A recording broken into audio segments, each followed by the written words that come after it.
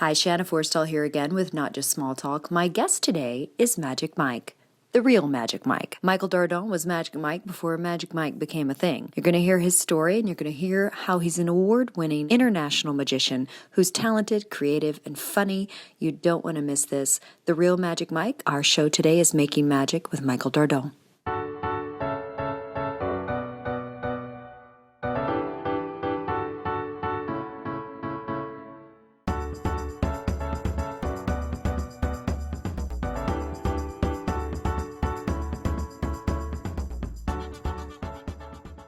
Hi, Shanna Forrestall here with Not Just Small Talk, and my guest today is one of my favorite people in the whole world, Michael Dardant. And Michael is a professional magician, so our show today is just called It's Magic, because it's not anything else. It's magic, right, Mike? It's magic. Right? Yeah, Did you see that that? explains it. Did you see that? Yeah. What I love about Mike is he is not only a great performer, he's not only technically superb at what he does, but he understands people. And I love the way he I understand them. I don't like them. Takes advantage of people. I don't know. But I think you have a wonderful sense of people. You know how to entertain them, you know how to understand them, you know how to guide them to have an experience, and I think that's a gift. I think that's part of what makes you a really wonderful magician, and you have great comedy timing and comedy training and all of that. So let's talk about magic in general. What is magic? Like if someone said, what is it? Like, what is it, this? Well, my favorite definition of magic that I use is a science that we don't yet understand.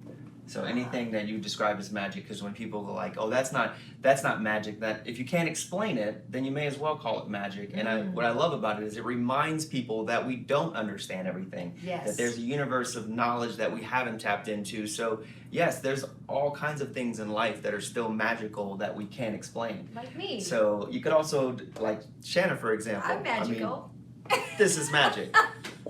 You could also call it, the art of deception, because people know that they're being deceived. And when you're enjoying watching magic, even though you know that, you're still appreciating that fact. When magic is not fun is when you're looking at it as a puzzle instead of entertainment and trying to figure everything out and decipher everything. Instead of just and that's not what it's enjoying meant for. Yeah, because the if you illusion. just sit back and relax and enjoy it, then it's a much better experience, and you've had a magical experience rather than just a puzzle presented in front of you. I love that. That's a really good point, because if you're just sitting there trying to figure it all out, that takes all the fun out of it. It takes the magic You out. can always tell who's not having fun, so I always try to, wake them up with a joke or somehow get them relaxed, and even Just magicians enjoy as well, it. because Just when I'm enjoy it, performing in yeah. front of magicians, they already know everything. They already think they know So everything. they just want to figure So out they're what trying you're doing. exactly, and Oh, so that's but funny. like any normal human, they will relax the minute you get them laughing. And laughter is the best misdirection, because if somebody is laughing, then they cannot be watching at the same time, or at least They can't watching to the focus. extent of focusing and try to figure anything out. Normally when you laugh, you look up, you look over, you look at somebody else's reaction, and you can't laugh like this. Ha ha ha ha. Nobody does that. You can't focus and laugh at the same time. That's funny. Wait, are you stealing off? Yeah, exactly. See? Where'd my watch go? No, I'm just kidding. So Mike and I have been friends a long time, and he actually took me into his magical world a few years ago, which was literally a life-changing experience, and I hope that one day we can do it again. But he was going to compete in Canada, and he called me. He's like, hey, you want to come be my assistant? I'm like, yeah. We didn't get a whole lot of rehearsal time, but we just kind of winged it, and it was so fun. I have to tell you, it was such a high, like performing in front of a live audience, because I do film and TV, but I don't really do theater. And just being in front of a live audience and like seeing some of the craft of what he does, and the thought and the rehearsal and the practice and the knowledge and the talent that this man has is pretty incredible. And then meeting the world, like there's so many wonderful magicians. The world of magic. That we met there that at this international competition that were just beautiful people. There were some lovely people there. So you're in an industry. But we were in Canada. We were. There's lovely people in Canada. Lovely people in Canada. Yeah. The geese are jerks, but the people are awesome. The people were. No, because there's a lot of magicians I don't like, But I like the Canadian The Canadian ones yeah. are cool. Yeah, they Let's are. just say that. But yeah, we had a really good time on that trip. And the We people did were 5 really, acts. Yeah. I made her within a week, and everybody thought we'd perform together for years. Yeah. That was amazing. I'm not gonna say I'll never do that again. I'll never say I didn't mess a few things up because I was a rookie and didn't know what I was doing. But we had a fun time, and the people were really open. They were open to what we had to give them, to your comedy. He's brilliant. So the little bits that he came up with and everything, people really enjoyed it, and we had a lot of fun. And in 2 languages. Yes, yeah. and that's another thing. He was having to do this show in French. In French, is in Quebec. Now he has French heritage, but he doesn't speak French every day. He Right. knew a little bit, but he was having to Un like petit peu.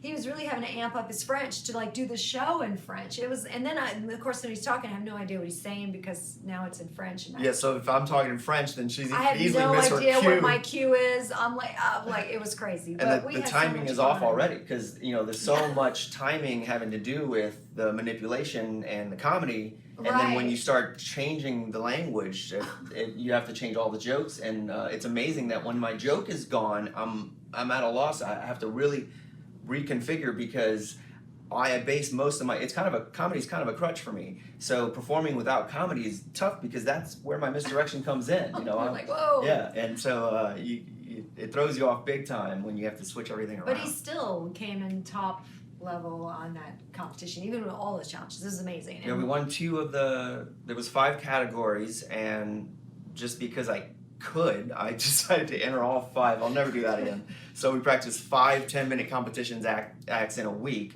and won close-up and mentalism, right? Yeah. Mentalism, right, which is funny because I don't consider myself a mentalist, but that routine definitely fell into that category. And it was fun. Like it was just fun. The characters that you created and like the vibe. We vibe well together. We've been performing together for a while. She played my wife. Yes, more than once. I died once. Oh yeah. Or you died. Yeah, Someone died in that first one. Somebody was killed. That was I a while remember a back. washing machine and somebody. Did I die? Did I? No, I died. You died. One of them. Did I? Was that Somebody dead? died in the It first was like a murder thing. Who died? The other one, nobody died. We were just all on an acid No, trip. the other one. Yeah, the other one we were. She You was were my- on an acid She was my trip. wife in Trailer Park Jesus. Trailer Park Jesus. If you haven't seen it, you missed out, people. You missed out, yeah. No, but we've been friends a really long time, and I've seen this man grow and develop and just hustle. You're one of the hardest working people I know.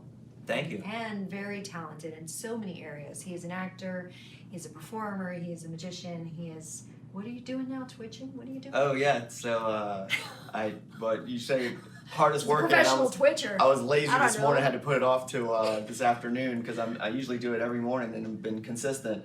But didn't sleep well, so I was like, I can't get after it. It's pretty strenuous workout. I mean, it's 3 hours on Twitch of me streaming virtual reality. Doing a game called Beat Saber. I dress like a ninja. It's in mixed reality, so they see the environment I'm in, and it's to music, so people can in the chat request songs. So it's a lot of fun, and it's really cool because I'm getting my work on it at the same time. I'm building this fan base. But tell you what, it takes it out of you doing that every day. Yeah. Wow. So if you're looking for something to do, you could be a twitcher. Yeah, Freak VR. Twitching used to be a bad thing, right? Yeah, if you- had to do with drugs. Yeah, and you stuff. wouldn't see a doctor about it. Yeah. Now you get paid to twitch. Yeah. It's a new world. So let's do something. All right. Show us something because it's magic. I mean, we have to. All right, so this one I think would look cool for the camera. Okay, ordinary rubber band, just take my word for it. All right, no, you can see it stretches.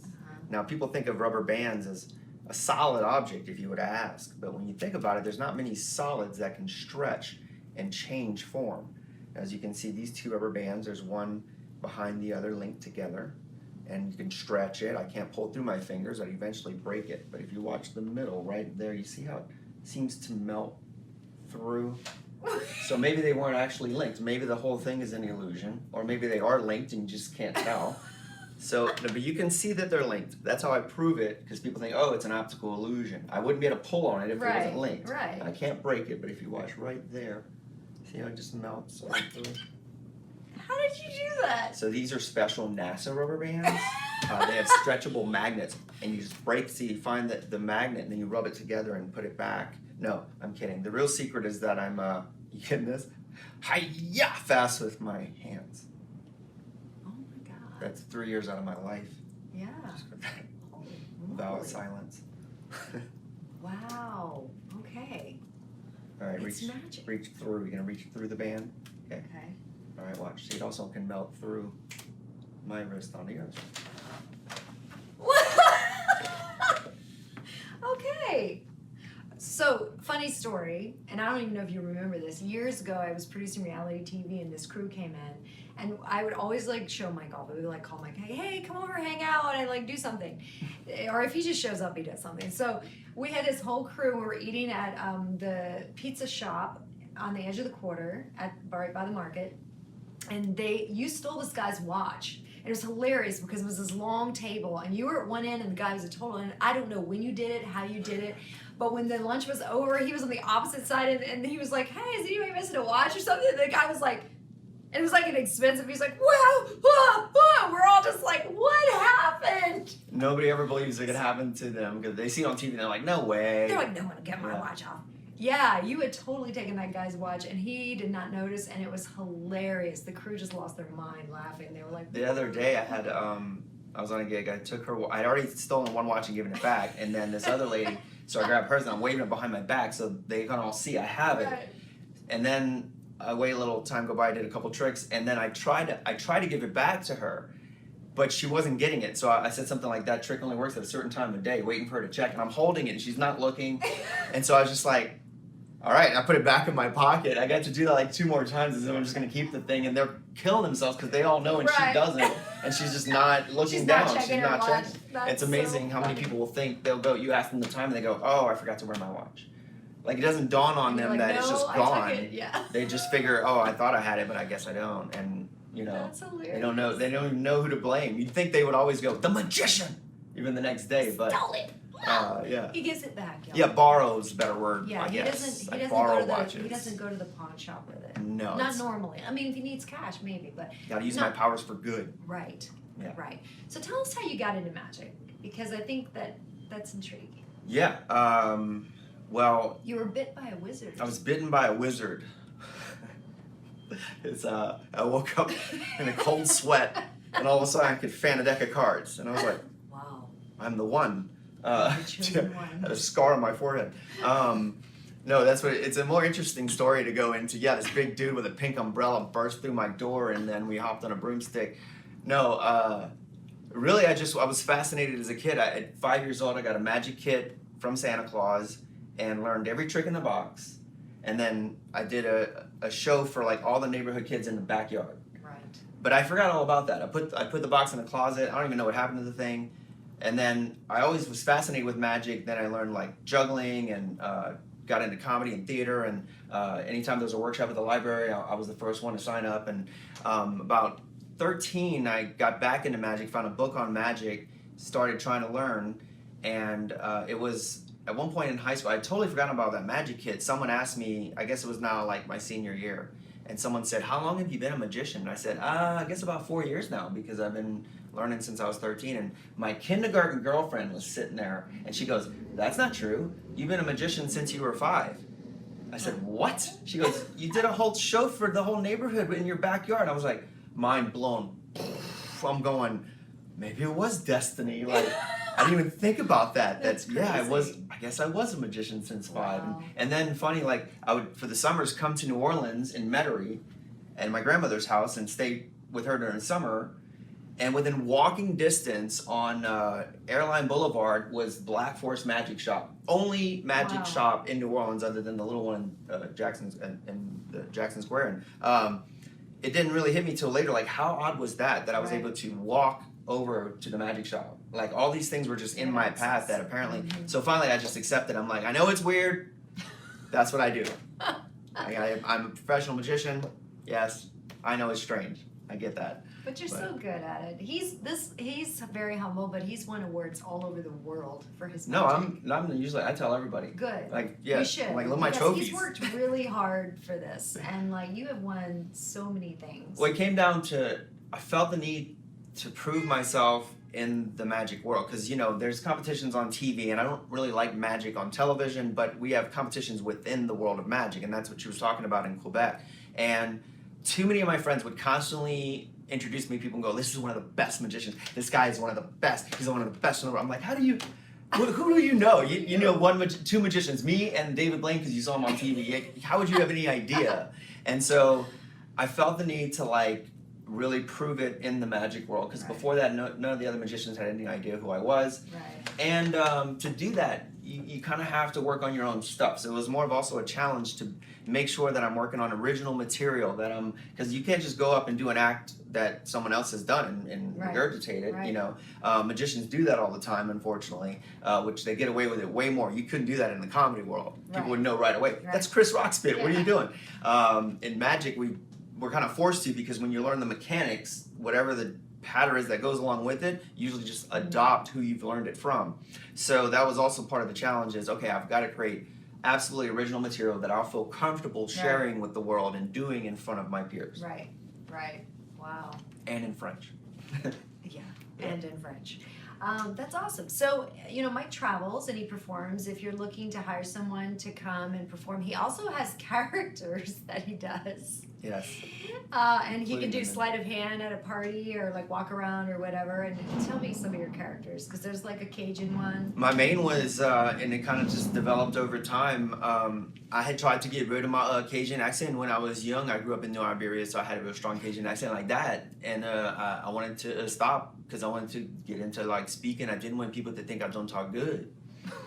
And little did I know that along the way it would be one of my most unique features, and that people would just absolutely love the Cajun accent. See, to me it always sounded so uneducated. Right. And until I realized Cajuns are the smartest people, because around the country they teach in schools double negatives. We got triple, quadruple, it don't matter, none, no. So you can have as many sentences as you want. And so it started with, during the burlesque show, the girls always get the first choice of all the characters. We have different themes for all of Trixie's shows, and this one was around the world. So I'm thinking, I was born in France, I speak French, I will do a French character, and then come to find out one of the girls, you know, was going to do the song from Beauty and the Beast, and oh no, France is taken, you got to pick something else. I was like, all right, well, I'll be Cajun country. Since it's around the world, it's a country, I'll be Cajun country. So I did just the 10-minute routine as Cajun Mike, and I couldn't believe the response. And now this was in New Orleans. I didn't think it was going to work outside of South Louisiana. Then we go on this tour in California, in Los Angeles, 3 different venues, and Trixie says, I want you to do that Cajun routine. I said, Trixie, they're not going to get it. It's California. It's not Louisiana. She said, no, I think it's going to go great.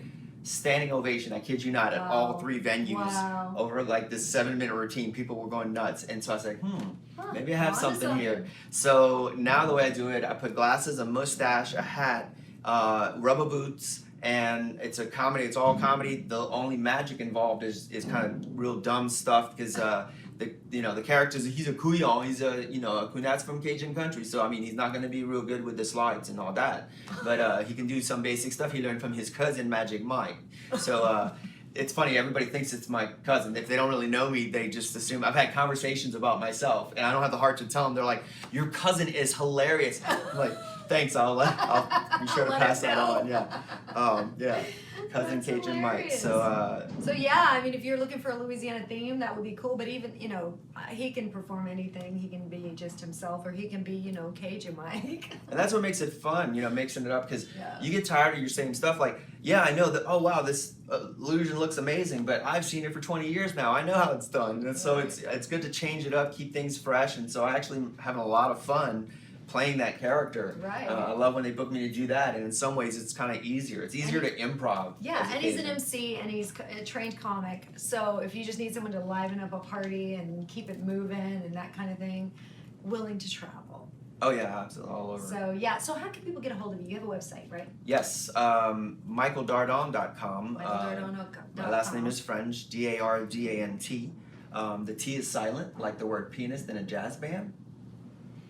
So it's actually French last name, and the reason for that, and that site takes it even Cajun Mike and all that, but the reason for that is it used to be you could Google Magic Mike, which everybody's called me since I was 13, and you'd find me on the first page. He had it first.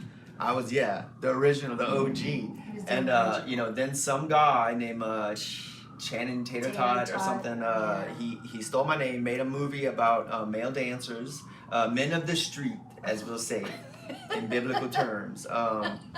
And then, of course, now I get weird calls sometimes where I can tell they're not looking for a magician. So now you have to go through like 1,700 pages of nice ab muscles before you're going to find me. So it's harder. True. But I've been using hashtag Magic Mike, hashtag not that Magic Mike.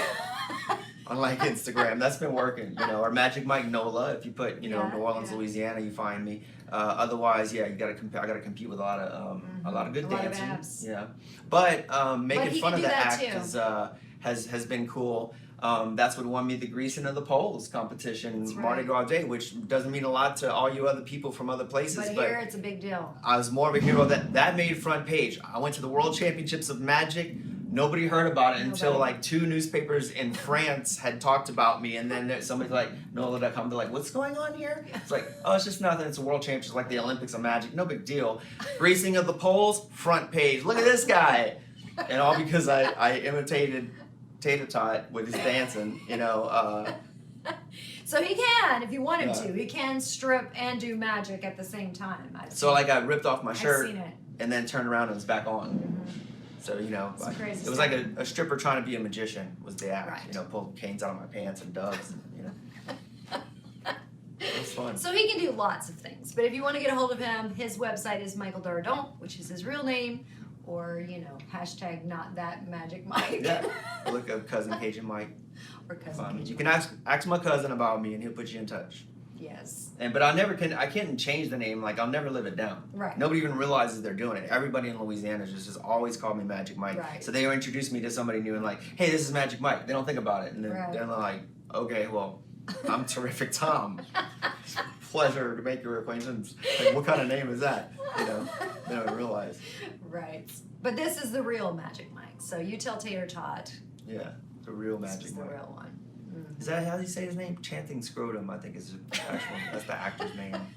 Something like that. Something like that, yeah. Something like that. But he saw my spoof. Yeah. Yeah, I know his people showed it to him on YouTube, so he saw my dance moves. I had much more respect for him once I tried to learn some of the moves, because that killed me for 3 days. I'm trying to learn just the first part so I could start out that way and then go into the tricks. And I was like, oh my God, I am so sore. Like, wow. So yeah, he's got some moves. I mean, I don't know why he couldn't call himself Dancing Dave or something. I still don't get, Why to take your name? He didn't do a single card trick. I sat through the whole movie. No card tricks. None. He did other tricks. That's like Harry Potter. I went to school with Harry Potter. He's a little jerk. Look at my scar. I was like, really? Do a card trick, wizard. No, he didn't know any. He can conjure the ghost of a reindeer for whatever that's good for. Scare kids at birthday parties. That's not going to get you anywhere. Nobody's booking that, Nope. Yeah. Learn some tricks, boy. Well, thank you for being on with me. Yeah, absolutely. I miss you, and I love you, and I'm so proud of you and just who you are and the way that you continue to grow and develop who you are. So if you want to book him, michaeldardant.com. If you just want some entertainment, come to New Orleans. He performs here pretty much weekly, right, when you're in town? Yeah, when I'm in town, now I've got a Thursday night and a Friday night. You can usually catch me. Thursday, a restaurant where I'm doing close-up magic at tables at Justine. And then Friday night is I host the burlesque show, so it's on stage, but I do a little bit of magic, and I'm bringing up the girls. We have a jazz band behind me. It's awesome. The Saint Hotel, beautiful location. Beautiful venue. With a window overlooking Canal Street, so you get to see the faces of the people that don't know they're at a burlesque show. The tourists that are watching the back of the burlesque show. It's They're hilarious. like staring in the glass, and they watching don't know the that girls. everyone can see them. Yeah, it's so like funny. giant TV. Like at the end of the night, nobody's even watching the girls. They're dancing beautifully, and everybody's glued to the window to see who's the next innocent bystander. Yeah, that's why we can never switch venues. Like, we'd love a bigger place, but unless they have a big window overlooking canal, I'm not interested. Right. Yeah, that's the best. Right. The people aquarium, as we Yes, call it. It's wonderful. But look him up, and thank you so much. Shanna Forrestall with Not Just Small Talk, and my guest, the real Magic Mike, Michael Dardant. Thanks, everybody.